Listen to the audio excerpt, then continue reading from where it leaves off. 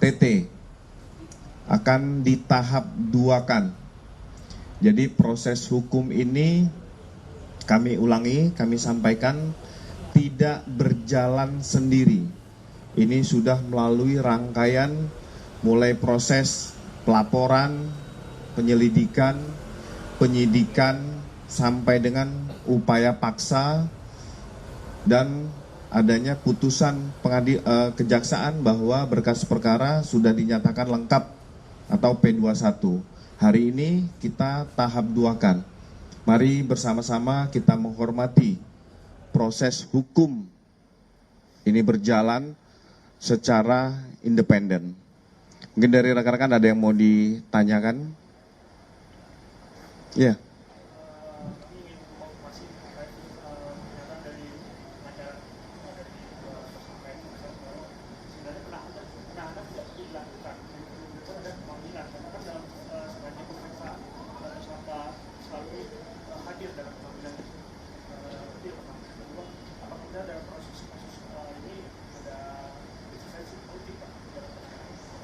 Oke, kami serahkan ke Pak Dir terkait tentang materi ya. Ini terkait tentang materi proses penanganan yang dilakukan oleh Subdit Kamnek di Treskrim Polda Metro Jaya.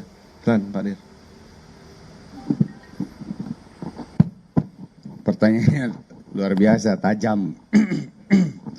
Baik, terima kasih rekan-rekan sekalian. Sebagaimana tadi diinformasikan oleh Pak Kabid Humas bahwa hari ini kami melaksanakan pelimpahan tanggung jawab tersangka dan barang bukti atas dugaan tindak pidana pencemaran nama baik maupun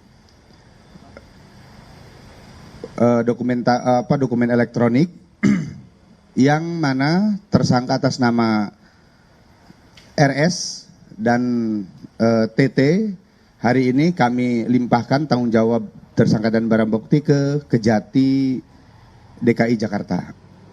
Tadi ditanyakan terkait dengan penangkapan maupun penahanan ataupun pemanggilan.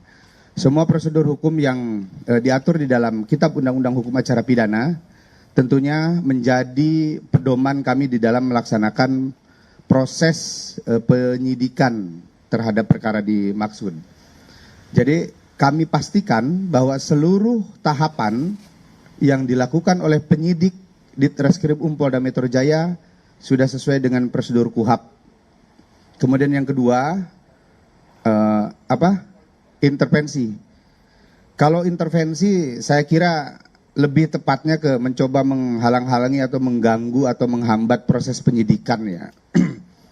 Karena upaya-upaya untuk supaya penyidikan ini terhambat atau penyidikan ini mengalami gangguan, ya tentunya penyidik tetap kita hadapi dengan bijak, kita hadapi dengan prosedur yang kita tempuh sesuai dengan KUHAP.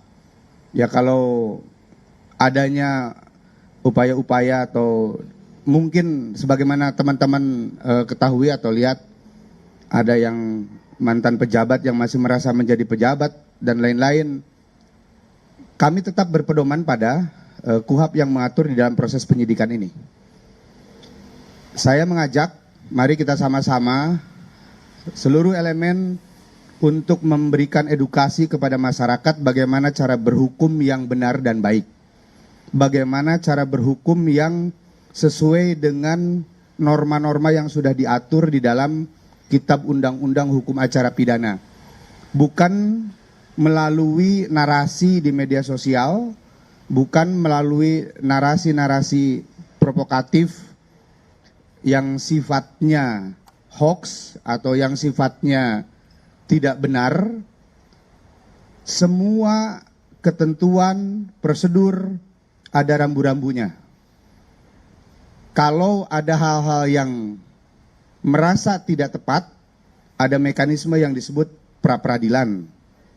Atau apabila menemukan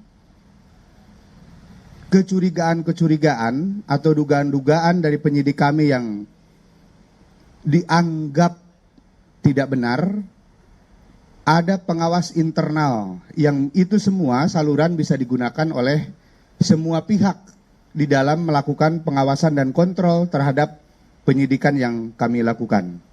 Saya kira itu ya.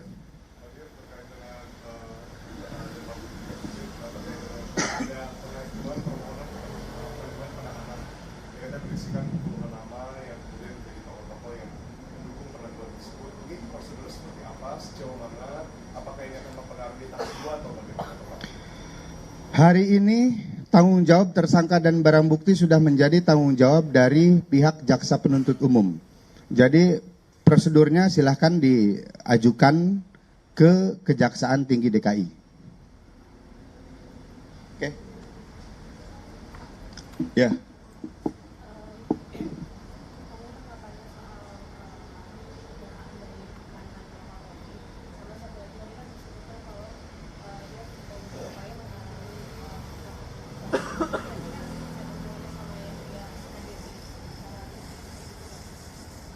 Oke, saya jawab ya.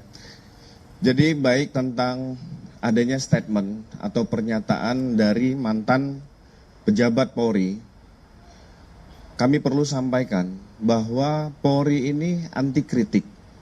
Polri tidak alergi dengan adanya kritik, saran, dan masukan.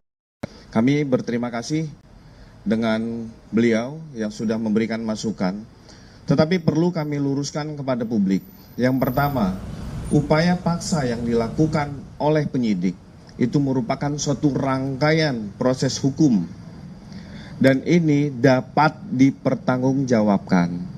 Termasuk kami ingin meluruskan kepada masyarakat sekalian bahwa terhadap orang yang akan dilakukan penahanan, kewajiban dari penyidik adalah melakukan pemeriksaan fisik dan psikis kepada tersangka yang akan dilakukan penahanan.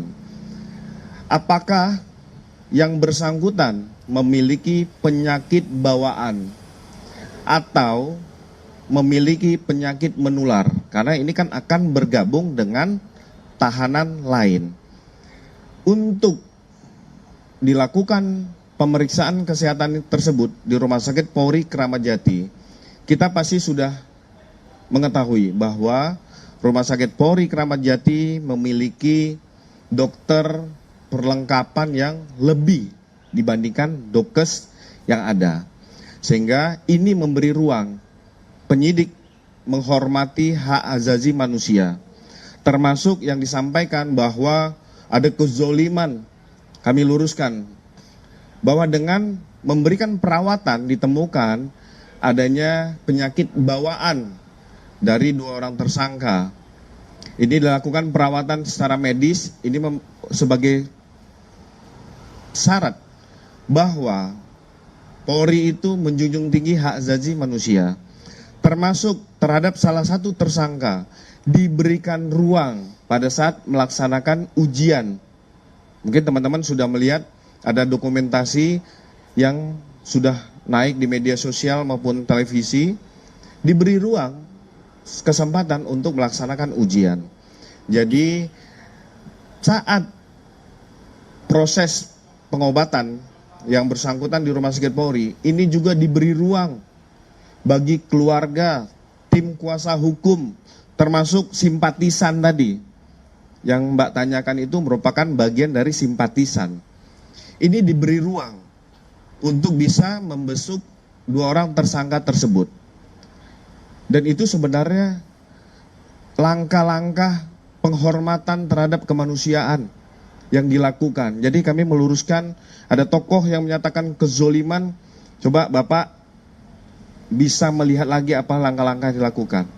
Jadi memang kalau dalam upaya hukum, kami tekankan sekali lagi, ini bukan terhadap personal, bukan terhadap profesi, bukan terhadap ketokohan, tetapi terkait tentang laporan seseorang warga masyarakat, dilengkapi dengan alat-alat bukti, keterangan saksi, ahli, dan lain-lain, sehingga ditetapkanlah sebagai tersangka. Jadi proses itu yang harus kita sama-sama mengedukasi. Maka kami mau menyampaikan ke Bapak yang tersebut, untuk bijaklah secara hukum, jangan membuat suatu statement pernyataan-pernyataan yang membuat publik ragu. Harusnya dengan beliau yang memiliki kemampuan, apalagi untuk kemarin kita dengar bersama-sama dinyatakan bahwa 2 orang tersangka itu sehat. Yang bisa membuktikan yang bersangkutan sehat itu adalah orang-orang yang expert in area, orang-orang yang memiliki keahlian di bidangnya, yaitu apa? Dokter. Ya. Terkait dengan marak begal beberapa waktu Masih ada. masih beberapa terutama di Jabodetabek di wilayah greater area gitu. Eskalasi seperti apa kalau? Ya, kalau kita berbicara secara statis, kejahatan-kejahatan jalanan, kita merubah diksi itu ya. Jadi jangan menimbulkan rasa fear of crime, rasa ketakutan, kekhawatiran di masyarakat. Dengan adanya upaya-upaya preemptif yang dilakukan, serta preventif, serta upaya langkah terakhir, ultimum remedium, yang dilakukan oleh Ditreskrim beserta jajaran, ini sudah mengecilkan ruang gerak terhadap pelaku-pelaku kejahatan jalanan. Mungkin rekan-rekan bisa melihat, masyarakat juga bisa menilai bagaimana tingkat patroli yang dilakukan, bagaimana mengaktifkan kembali siskambling, pos-pos kambling, termasuk ini juga memberikan edukasi dan literasi kepada masyarakat bahwa pemerintah, kepolisian dalam hal ini hadir untuk memberikan rasa aman dan nyaman kepada masyarakat. Apabila sudah terjadi peristiwa pidana tersebut, Polda Metro Jaya, khususnya di Ditreskrim Polda Metro Jaya juga hadir melakukan pengungkapan.